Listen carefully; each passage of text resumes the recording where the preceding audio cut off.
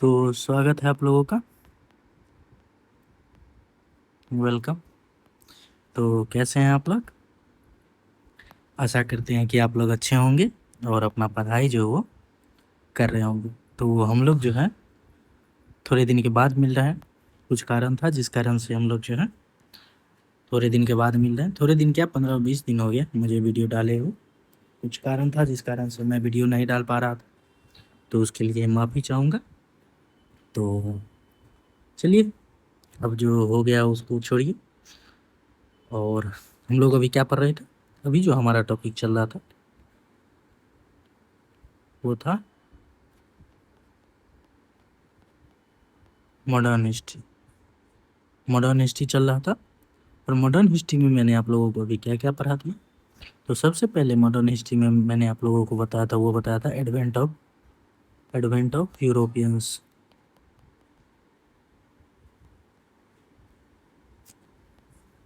Advent of Europeans यानी कि यूरोपियों का आगमन।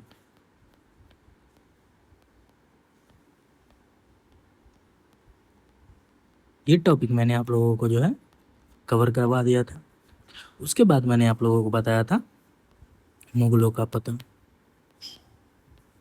मुगलों का पतन यानी कि डिक्लाइन ऑफ मुगल्स। तो मुगलों का पतन मैंने आप लोगों को बताया।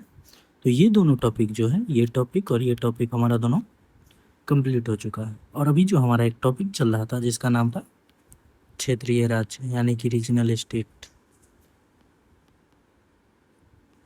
क्षेत्रीय राज्य, वो जो है अभी हमारा टॉपिक चल रहा है। उसमें मैंने आप लोगों को जो है सभी छोटे छोटे जो क्षेत्रीय राज्य था वो मैंने आप लोगों को बता दिया है। अब हमारा जो है दो राज्य और बच जाता है, जिसमें एक था हमारा मैसूर और एक था हमारा पंजाब। ये दोनों जो है, ये दोनों हमारा बच गया है। तो ये दोनों को चलिए हम कंप्लीट कर लेते हैं। तो उसके बाद जो है हमारा ये जो है क्षेत्रीय राज्य का टॉपिक कंप्लीट हो जाएगा। जब हम मैसूर और पंजाब को कंप्लीट कर लेंगे तब हमारा क्षेत्रीय राज्य का टॉपिक कंप्लीट हो जाएगा। उसके बाद का हमारा टॉपिक क्या था? तो उसके बाद का जो हमारा टॉपिक था वो था हमारा, क्योंकि ये उसके बाद का टॉपिक जो हमारा था वो था ब्रिटिश पॉलिसी। क्या था टॉपिक हमारा? British policies for their expansion in India. For their expansion in India यानी कि ब्रिटिश का जो है, ब्रिटिश नीति उनके उनका जो है जब भारत में वो विस्तार कर रहे थे, भारत के विस्तार करने के क्रम में ब्रिटिश की नीति क्या थी उसका हमारा, उसको जो है हम इस टॉपिक में पढ़ेंगे। तो हमारा अभी का टॉपिक क्या है? हमारा अभी का दो टॉपिक है, एक हमारा मैसूर और एक है हमारा पंजाब। तो अगर आप लोग सोच रहे होंगे जो ये फिर हम रिवाइज कैसे करेंगे, तो रिवाइज करने का सबसे अच्छा तरीका है जो आप पहले नोट बना लीजिए अपना। इसका जो है नोट्स बना लीजिए आप अपना हैंड रिटेन नोट्स बनाइएगा। हैंड रिटेन नोट्स बनाइएगा तो ये बहुत ही बढ़िया होगा और आपके लिए बहुत बेनिफिशियल होगा। लेकिन अगर आप चाहते हैं जो मैं आपको नोट्स दूँ, दो नोट्स दे दूँ, तो अब हमारा जो है मैट्रिक्स एकेडमी जो है, मैट्रिक्स एकेडमी करके जो हमारा टेलीग्राम चैनल है,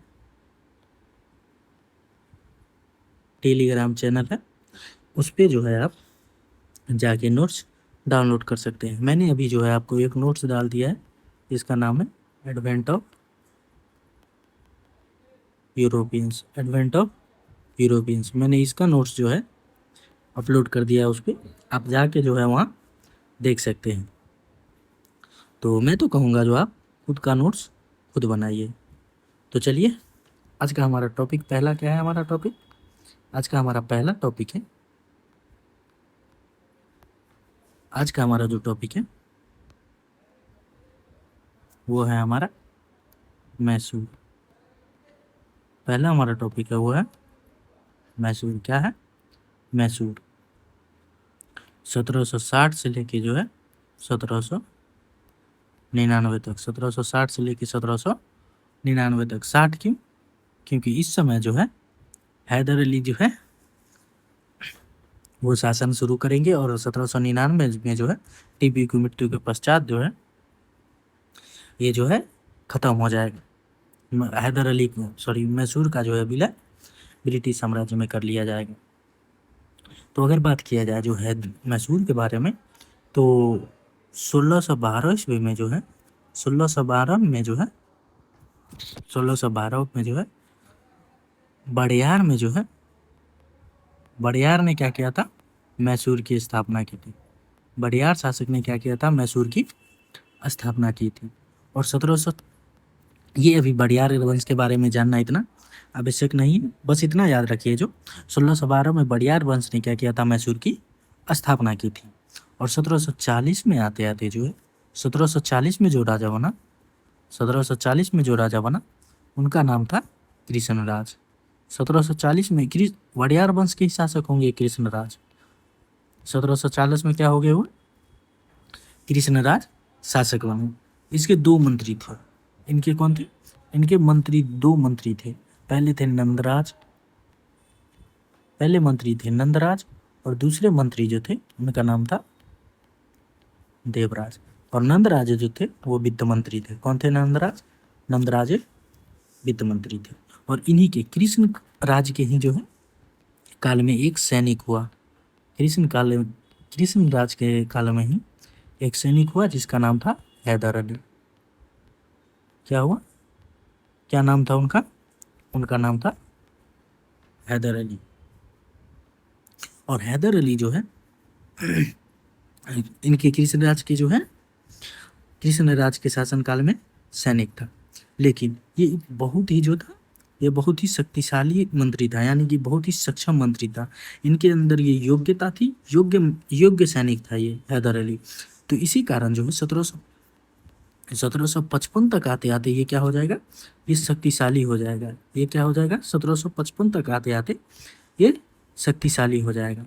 और फिर क्या करेगा? ये शक्तिशाली होने के बाद जो है कृष्णराज से ही अलग होके ये क्या करेगा? डिंडुगल में जो है शस्त्रागार की स्थापना करेगा। डिंडुगल में क्या करेगा? डिंडुगल में शस्त्रागार की स्थापना कर लेगा। डिंडुगल में शस्त्रागार स्थापित करेगा। और ये क्या करेगा? ये फिर नंदराज से मिलके जो है ये हैदर अली क्या करेगा? हैदर अली जो है नंदराज से मिल जाएगा। नंदराज कौन था? कृष्णराज का जो है वित्त मंत्री। तो नंदराज से मिलने के बाद जो है हैदर अली क्या करेगा? शस्त्रागार का जो है फौजदार, डिंडुगल शस्त्रागार का फौजदार जो है नंदराज को नियुक्त कर देगा। क्या करेगा? नंदराज को नियुक्त कर देगा। इसके बाद जो है ये और अधिक शक्तिशाली हो जाएगा। इसके बाद ये क्या करने लगेगा? इसके बाद जो है हैदर अली क्या करने लगेगा? अपना साम्राज्य विस्तार करने लगेगा। क्या करने लगेगा? साम्राज्य विस्तार करने लगेगा। साम्राज्य क्या करने लगेगा? विस्तार करने लगेगा। अगर साम्राज्य विस्तार करेगा तो उनके पड़ोसी शासक जो थे वो इनसे क्या हो जाएंगे? इनसे खफा हो जाएंगे और वो क्या करेंगे? वो जा करके जो है अंग्रेज से हाथ मिला लेंगे और इनको क्या बोलेंगे? जो इनको परास्त कीजिए। तो इसी के क्रम में जो है साम्राज्य विस्तार क्रम में ही क्या होगा? साम्राज्य विस्तार क्रम में ही ब्रिटिश से क्या होगा? ब्रिटिश से संघर्ष होगा। क्या होगा? ब्रिटिश से क्या होगा? ब्रिटिश से संघर्ष हो जाएगा। और इसके बाद अगर बात किया जाए हैदर अली के बारे में, तो हैदर अली के काल में ही 1761 में ही क्या होगा? हैदर अली के काल में 1761 में क्या होगा? 1761 में जो है हैदर अली बोलना है इनके कृष्ण राज के काल में 1761 में क्या होगा? मराठों का आक्रमण होगा। क्या होगा? मराठों का आक्रमण होगा। 1761 में क्या होगा? 1761 में मराठों का आक्रमण होगा। और इसी के मराठों के आक्रमण ये जो होगा, मराठों का आक्रमण जो होगा, इसमें क्या होगा? इसमें जो होगा देवराज और नंदराज क्या करेंगे? इस युद्ध आक्रमण के बाद देवराज और नंदराज दोनों क्या करेंगे? दोनों संन्यास ले लेंगे। दोनों क्या करेंगे? देवराज और नंदराज इस आक्रमण के बाद क्या करेंगे? संन्यास ले लेंगे। और इसी आक्रमण के बाद 1761 में ही क्या करेंगे, तो फिर हैदर अली क्या होगा, 1761 में ही क्या होगा, हैदर अली शासक बनेगा। हैदर अली क्या करेगा, हैदर अली शासक बन जाएगा। ऐसा हैदर अली अब क्या हो गया, हैदर अली अब मैसूर का शासक हो गया। और इसने जो है, हैदर अली ने जो है मैसूर की राजधानी कहाँ रखी, तो हैदर अली ने जो है मैसूर की राजधानी रखी, वो रखी श्रीरंगपट्टनम में जो है इसकी राजधानी रखी। और इन्होंने, हैदर अली ने क्या किया, हैदर अली ने जो है आधुनिक सेना का गठन करना शुरू कर दिया। आधुनिक सेना का गठन किया। क्यों, क्योंकि परंपरागत सेना जो थी वो अंग्रेज की आधुनिक सेना से लड़ने में सक्षम नहीं थे, जिस कारण से जो है हैदर अली क्या करेंगे, आधुनिक सेना का गठन करेंगे। और इसके बाद क्या करेंगे, आधुनिक सेना के गठन करने के बाद ये मैसूर को सशक्त बनाने का कार्य करेंगे। मैसूर को क्या करेंगे, मैसूर को सशक्त बनाने का कार्य करेंगे। और इन्हीं के काल में जो होगा, हैदर अली के काल में ही जो अंग्रेजों से क्या हो जाएगा, मैसूर और अंग्रेजों का संघर्ष शुरू हो जाएगा, जिसको हम क्या बोलते हैं, जिसको हम आंग्ल मैसूर युद्ध कहते हैं। क्या कहते हैं, आंग्ल मैसूर युद्ध। और इनके शासनकाल में जो होगा फर्स्ट और सेकेंड आंग्ल मैसूर युद्ध होगा। फर्स्ट और सेकेंड आंग्ल मैसूर युद्ध होगा। और सेकेंड आंग्ल मैसूर युद्ध में ही इनकी क्या हो जाएगी, लड़ाई, युद्ध में ही इनकी मृत्यु हो जाएगी। युद्ध में ही इनकी क्या हो जाएगी, युद्ध में ही इनकी मृत्यु हो जाएगी। तो हैदर अली के बाद जो शासक बनेगा, हैदर अली के बाद जो है सेकेंड में मृत्यु के पश्चात जो है इनका पुत्र, मृत्यु के पश्चात इनका पुत्र था टीपू सुल्तान। टीपू सुल्तान। अब टीपू सुल्तान क्या होगा, टीपू सुल्तान जो होगा वो शासक बनेगा। टीपू सुल्तान क्या होगा, टीपू सुल्तान शासक बनेगा। और टीपू सुल्तान ने जो है, टीपू सुल्तान सेकेंड मैसूर युद्ध के, सेकेंड युद्ध के समय शासक बनेगा। सेकेंड युद्ध के समय शासक बनेगा। और इन्होंने भी क्या किया, टीपू सुल्तान ने भी अपने पिता के जो कार्य था आधुनिक सेना का गठन, पिता की तरह इन्होंने भी क्या किया, आधुनिक सेना का गठन किया। लेकिन इन्होंने आधुनिक सेना के गठन में जो है फ्रांसीसी से सहयोग लिया। क्या लिया, फ्रांसीसी से सहयोग लिया। और ये टीपू सुल्तान जो थे एक दूरदर्शी शासक थे। दूरदर्शी शासक मतलब क्या, क्योंकि ये जानते थे अगर कोई भी जो है, अगर अंग्रेजों को अपने अपने क्षेत्र में जो है अगर परास्त करना है, तो इनके लिए उन्हें बाहरी सपोर्ट की आवश्यकता पड़ेगी, जिससे वह क्या करेंगे, फ्रांसीसी से सहयोग लेंगे। फिर वो क्या करेंगे, नेपोलियन से पत्राचार भी करेंगे। तो टीपू सुल्तान क्या करेंगे, नेपोलियन से भी ये क्या करते हैं, नेपोलियन से भी पत्राचार करते हैं। नेपोलियन से भी क्या करते हैं, नेपोलियन से भी पत्राचार करते हैं। और इसके बाद जो है इन्होंने जो है ये फिर क्या करेंगे, ये फिर जमींदारों को जो है, जमींदारों को जो है कर व्यवस्था से, भू राजस्व व्यवस्था से जमींदारों को भू राजस्व से क्या करेंगे, भू राजस्व से अलग करेंगे। अलग क्यों करेंगे, क्योंकि जमींदार जो थे वो किसानों से यानी कि रैयतों से जो है बहुत अधिक मात्रा में जो है भू राजस्व वसूल लेते थे, और उसमें से बहुत ही कम जो है राजा को जमा करते थे, जिस कारण से जो है जमींदारों का जो है लगातार शोषण हो रहा था। इस कारण से जो है टीपू सुल्तान का जो है राजस्व भी जो है कम हो रहा था। इसलिए इन्होंने क्या किया, जमींदारों को भू राजस्व से हटा करके और खुद जमींदार से जो है भू राजस्व वसूलने का कार्य किया। अगर बात किया जाए जो इनके काल में जो है, इन्होंने क्या किया, इन्होंने व्यापार को भी बढ़ावा दिया। इन्होंने क्या किया, इन्होंने व्यापार को भी बढ़ाया। इन्होंने क्या किया, व्यापार को भी बढ़ाया। और व्यापार को बढ़ावा देने के क्रम में इन्होंने 2 बंदरगाह बनाया। इतने 2 बंदरगाह जो है इनके काल में विकसित हुए, जिनमें पहला था हमारा मैंगलोर और दूसरा हमारा था मुरीदाबाद।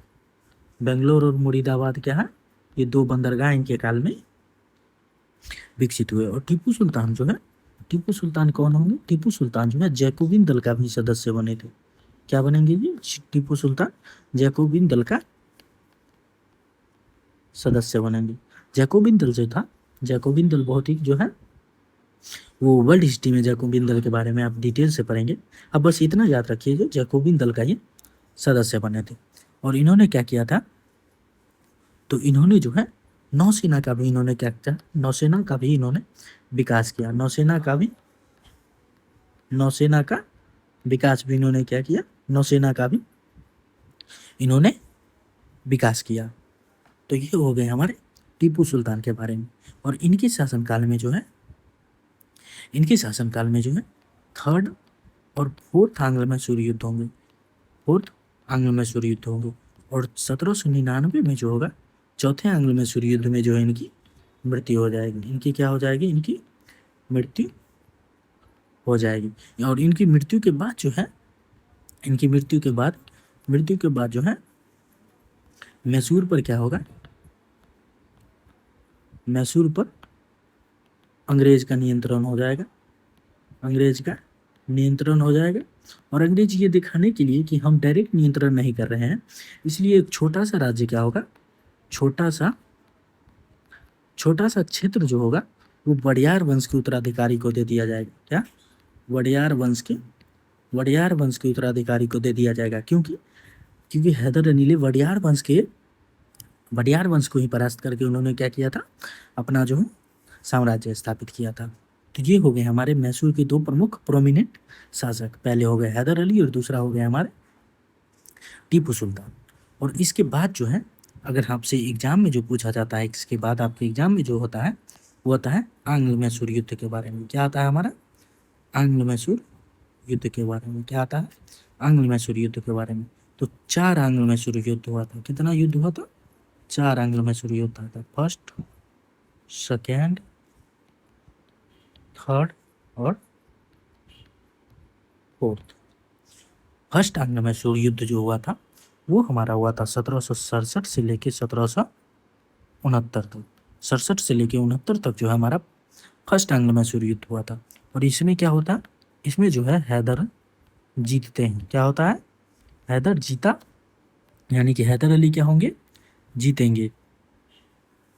और इसके बाद जो है हैदर अली जीतेंगे, और हैदर अली भी जीतेंगे और सेना भी जीतेगी, ब्रिटिश सेना भी। जिसके बाद जो हो गई, इसके बाद हमारा मद्रास की संधि होगी। क्या होगी? मद्रास की संधि होगी। क्यों?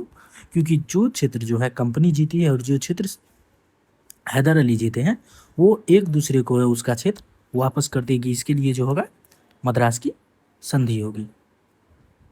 और उसके बाद जो है अगर सेकेंड जो है आंग्ल मैसूर युद्ध के बारे में बात किया जाए तो 1780 से लेके जो है 1784 तक जो है ये युद्ध चलेगा।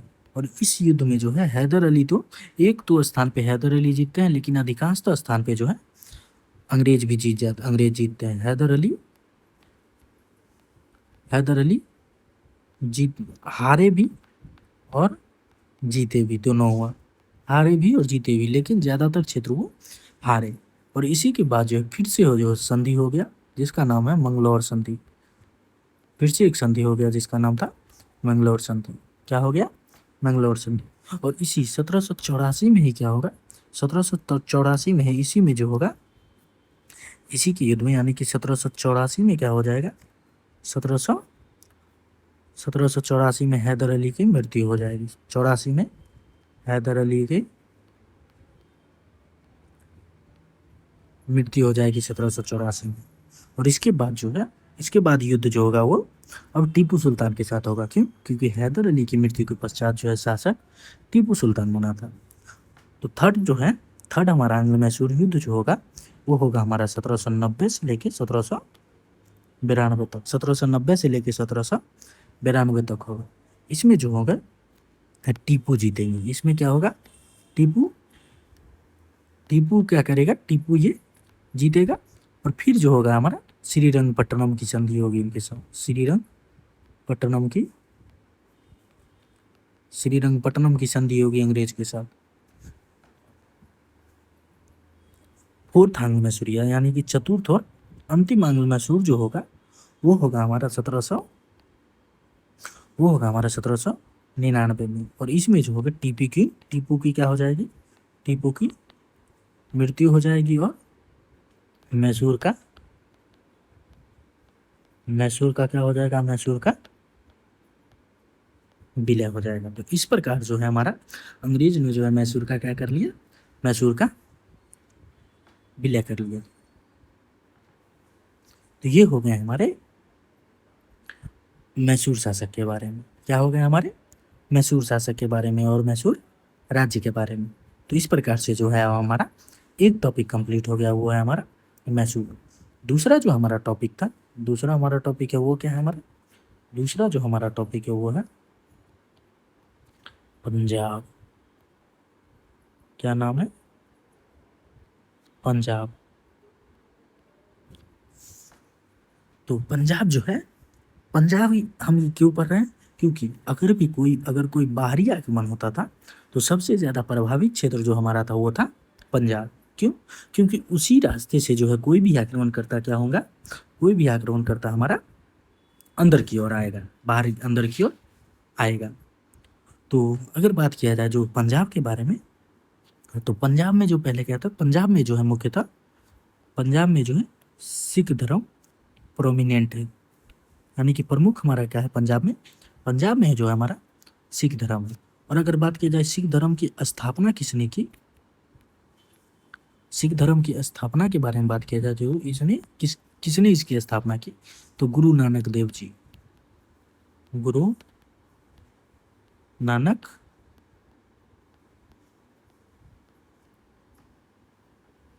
देव जी, गुरु नानक देव जी क्या करेंगे, सिख धर्म की स्थापना करेंगे। और इन्होंने जो है निराकार ईश्वर की प्रार्थना,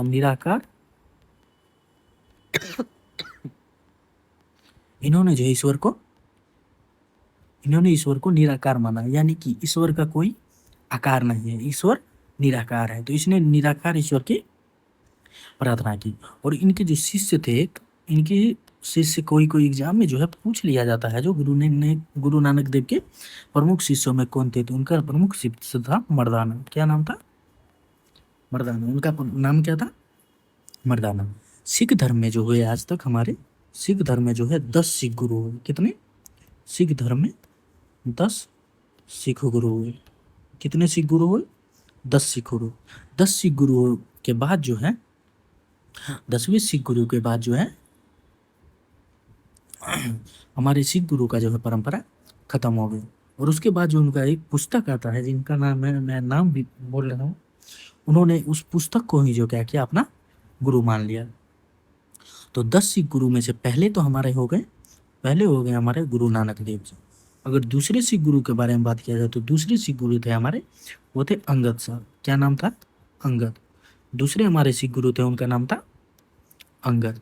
इन्होंने क्या किया था, इन्होंने गुरु वो पंजाब का जो लिपि होता है, पंजाबी जिस लिपि में लिखी रहती है उसको बोलते हैं गुरुमुखी लिपि। तो इन्होंने क्या किया,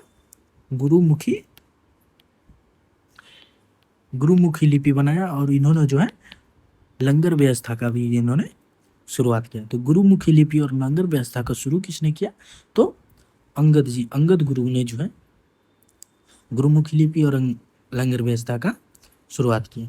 तो इसके बाद हमारे दूसरे गुरु के बाद हमारे तीसरे गुरु कौन होंगे, तो हमारे तीसरे गुरु जो होंगे वो है रामदास। रामदास जी जो है सिख के तीसरे गुरु को। और इन्होंने क्या किया, इनके बारे में बस आप इतना रखिए, याद रखिए, ये जो थे ये अकबर के समकालीन थे। ये कौन थे, अकबर के समकालीन थे। तो हमारे तीसरे गुरु जो थे क्या थे, तीसरे गुरु हमारे अकबर के समकालीन थे। और फोर्थ गुरु जो हमारे थे, यानी कि चौथे गुरु हमारे थे, वो थे अमरदास जी। कौन थे, अमरदास जी। बस आप इनके बारे में उतना याद रखिए। जो हमारे सिख के चौथे गुरु हमारे थे अमरदास जी। पांचवें गुरु जो होंगे वो होंगे हमारे गुरु अर्जुन देव। कौन होंगे, पांचवें गुरु हमारे थे वो थे गुरु अर्जुन देव। कौन होंगे हमारे, गुरु अर्जुन देव। इन्होंने क्या किया था, इन्होंने पटना, अभी जो हमारे जो पंजाब में है हरमंदिर साहब का इन्होंने क्या किया, हरमंदिर साहिब का इन्होंने निर्माण किया। हरमंदिर साहिब का इन्होंने क्या किया, हरमंदिर साहिब का इन्होंने निर्माण करवाया। और इन्होंने क्या किया था, तो इन्होंने जो है खुसरो को जो है इन्होंने शरण दिया था, खुसरो को शरण दिया था। खुसरो कौन था? तो जहांगीर का बेटा था, जो उनके खिलाफ, जहांगीर के खिलाफ विद्रोह कर रहा था। इन्होंने क्या किया था? खुसरो को शरण दिया था। क्योंकि सिख गुरु का जो ये परंपरा है, सिख धर्म का परंपरा है दूसरों को शरण देना, लंगर करवाना, ये सब बहुत ही आदिकाल से चला आ रहा है। यानी कि जब से सिख संप्रदाय शुरू हुआ है, सिख धर्म शुरू हुआ है, उस समय से ही जो है दूसरों को सेवा परमो धर्म, क्या सेवा परमो धर्म की व्यवस्था के आधार पर वो क्या कर रहे हैं? सबकी सेवा कर रहे हैं। इसी के उपलक्ष्य में इन्होंने क्या किया? खुसरो को भी शरण दिया, जिससे क्रोधित होकर जो है जहांगीर ने क्या किया था?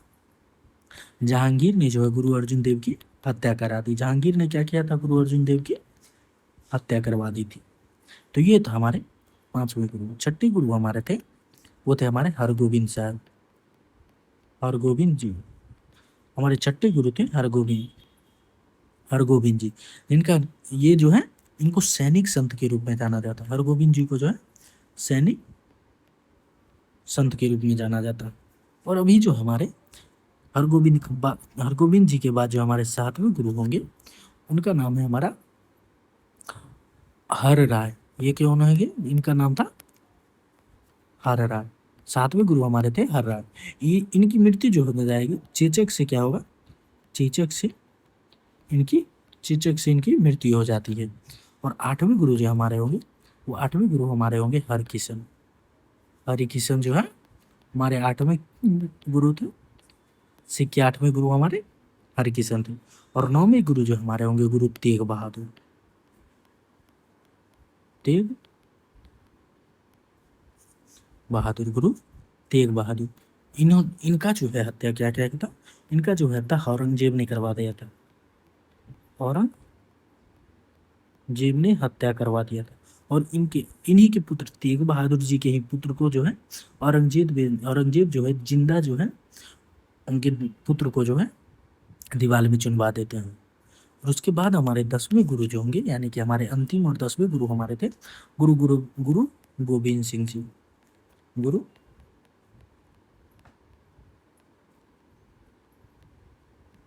गोविंद सिंह जी, ये हमारा होंगे, वो होंगे 10वें गुरु।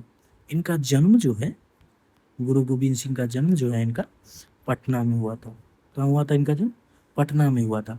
और जहाँ पर इनका जन्म हुआ था, आज वहाँ पर जो है गुरुमंदिर साहिब जो है, यानी कि जहाँ पे इनका जन्म हुआ था, वहाँ पे जो है अभी एक गुरुद्वारा जो है बना हुआ है। गुरु गोविंद सिंह गुरुद्वारा जो है पटना में, वहाँ पर बना हुआ है।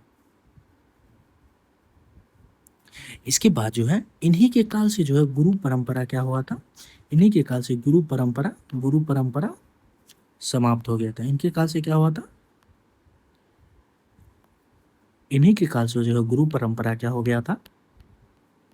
गुरु परंपरा समाप्त हो गया था। क्या हो गया था? गुरु परंपरा समाप्त हो गया था। तो गुरु परंपरा अगर समाप्त हो गया, गुरु समाप्त हो गई, तो कोई तो अगले गुरु होने चाहिए ना। तो अगले गुरु जो है अपने पुस्तक को माना गया, ना कि कोई व्यक्ति को। तो अगले गुरु जो माना गया, गुरु फिर से माना गया, वो माना गया गुरु ग्रंथ साहब को। गुरु ग्रंथ साहब को जो है, गुरु ग्रंथ साहिब को जो है अगला गुरु माना गया। और ये गुरु ग्रंथ साहब क्या है? सिखों का जो है पवित्र पुस्तक है। और इन्होंने गुरु गोविंद सिंह ने जो है क्या किया था? खालसा पंथ की स्थापना किया था। इन्होंने क्या किया था? इन्होंने खालसा पंथ स्थापित किया था। क्या किया था इन्होंने? खालसा पंथ स्थापित किया था। खालसा पंथ स्थापित किया था। इन्होंने जो है पंचककार का जो है सिद्धांत जो है प्रयुक्त किया था। क्या किया था? पंचककार, जिसमें हमारा है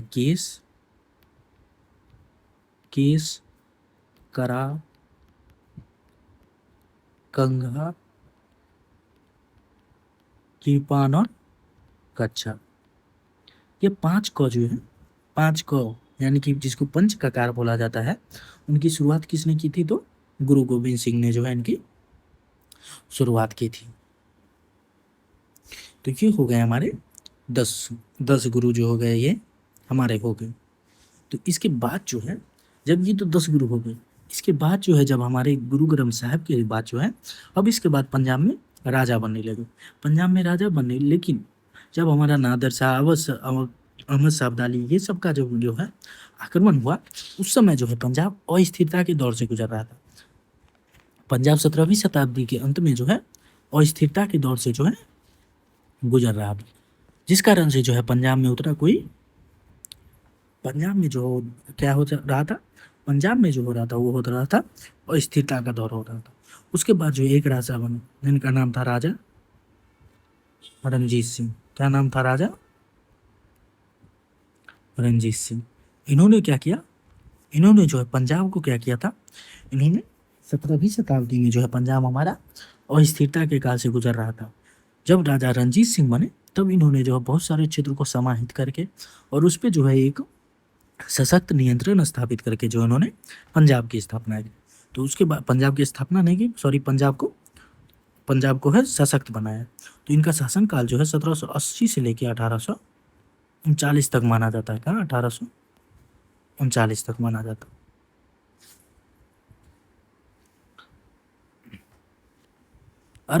अगर बात किया जाए, राजा रणजीत सिंह जो है सुकर चकिया मिसल से शामिल थे। क्या थे?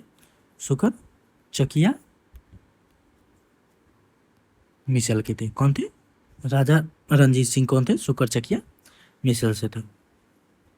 और ये जो है राजा रणजीत सिंह केवल 12 साल में जो ये क्या बनेंगे, 12 साल में ये क्या हो जाते हैं, 12 साल के एज में ये शासक बन जाते हैं। क्या हो जाते हैं? शासक हो जाते हैं। और 1800 जो है, और जब ये शासक बन जाते हैं तब इन्होंने क्या किया, इन्होंने एक सशक्त सेना रखी। क्या रखी? सशक्त सेना रखी। सशक्त सेना यानी कि आधुनिक सेना रखी। और इस सेना में जो है यूरोप के लोग भी, इस सेना में यूरोपीय भी शामिल थे। इस सेना में यूरोपीय भी शामिल थे। इस सेना में इन्होंने एक तरफ तो सशक्त सेना की स्थापना की, लेकिन दूसरी तरफ वो अंग्रेज से भी अच्छा संबंध स्थापित करना चाहते थे। ये नहीं चाहते थे जो हम उनसे युद्ध करें, क्योंकि उनको जो है एक सशक्त साम्राज्य बनाना था, जिस कारण से जो है वो अंग्रेज से भी दूसरी तरफ अपना संबंध अच्छा करना चाहते थे। जिसके बाद जो है 1809 में वो, इसी के क्रम में वो क्या करते हैं, 1809 में वो अमृतसर की संधि करते हैं। क्या करते हैं? 1809 में अमृतसर की संधि करते हैं। और इस संधि में जो है, अमृतसर की संधि में जो है सतलुज नदी को जो है, सतलुज नदी को क्या किया गया, सतलुज नदी को जो है वो सीमा बनाया गया। सतलुज नदी को सीमा बनाया गया कि पंजाब इससे नीचे विस्तार नहीं करेगी और ब्रिटिश इससे ऊपर विस्तार नहीं करेगी। और 1809 में ही जो है, और उसके बाद जो है राजा रणजीत सिंह ने जो है 2 राजधानी अपनी बनाई थी। कितनी? राजा रणजीत सिंह ने जो है 2 राजधानी बनाई थी। पहला हमारा था लाहौर और दूसरा हमारा था अमृतसर। लाहौर जो हमारा था वो था आर्थिक राजधानी। लाहौर हमारा क्या था? लाहौर हमारा था आर्थिक राजधानी। और अमृतसर हमारा था धार्मिक राजधानी। क्या था? अमृतसर हमारा धार्मिक राजधानी था। और इन्होंने जो है, इनकी सेना के बारे में बोला जाता है, सशक्त सेना बनाया था। इनके बारे में बोला जाता है एशिया की दूसरी सबसे बड़ी सेना थी। एशिया की दूसरी सबसे बड़ी सेना इन्हीं के पास थी। ये बोला जाता है जो एशिया की दूसरी सबसे बड़ी सेना इन्हीं के पास थी।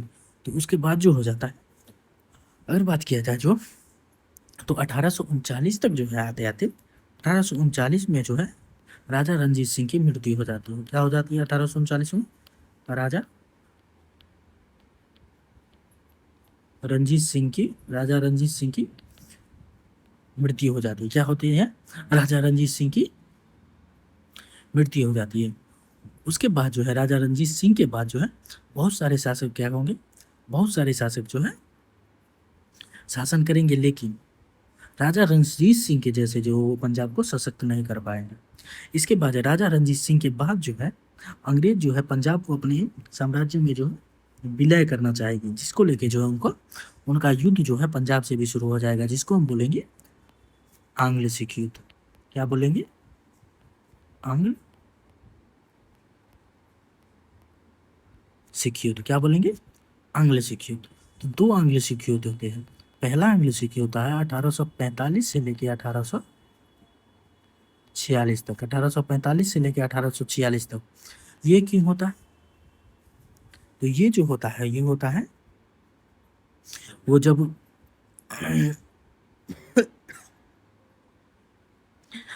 इसमें जो है फर्स्ट एंग्लो मैसूर युद्ध में जो है कुछ स्थान पे जो है, बहुत अधिक स्थान पे जो है अधिक स्थान पे पंजाब की सेना जीत जाती है, और बहुत ही कम स्थान पे जो है मुगल की सेना मुगल बोल रहे हैं, ब्रिटिश की सेना जीतती है। जिसके बाद जो है कश्मीर को लेकर के जो है वो लाहौर की संधि करते हैं। वो पंजाब से क्या करते हैं?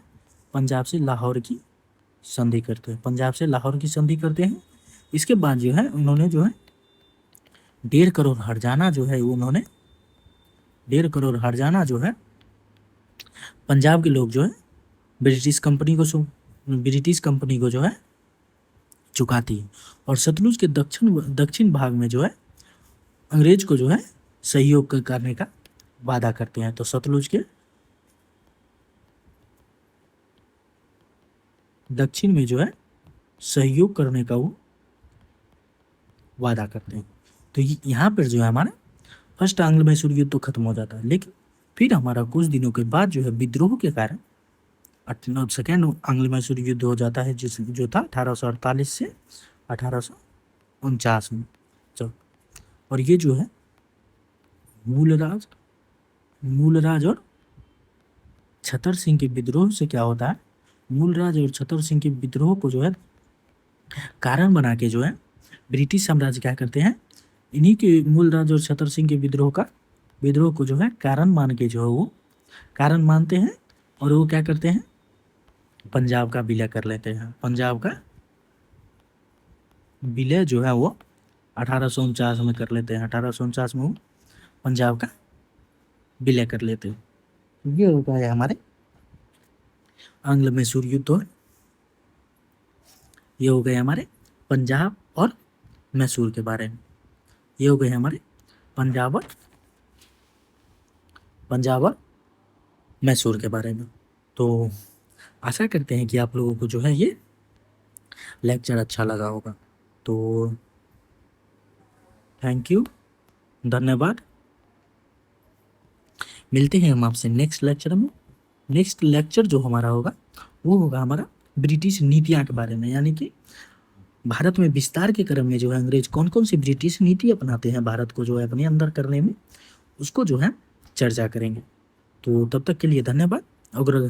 अगर आप लोगों को जो अगर नोट्स लेना है तो हमारे मैट्रिक्स एकेडमी जो है मैट्रिक्स एकेडमी का जो है टेलीग्राम जो है उसको आप ज्वाइन कर लीजिए।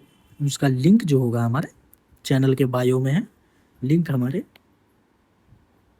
चैनल बायो में है, तो वहाँ आपसे जाके उसको ज्वाइन कर सकते हैं। अगर आप लोगों को ये वीडियो अच्छा लगा होगा तो चैनल को सब्सक्राइब कर दीजिएगा, वीडियो को लाइक करके, और अपने दोस्तों में शेयर भी कर दीजिएगा। तब तक के लिए धन्यवाद। अपना ध्यान रखिए और पढ़ते रहिए। जय हिंद, जय भारत।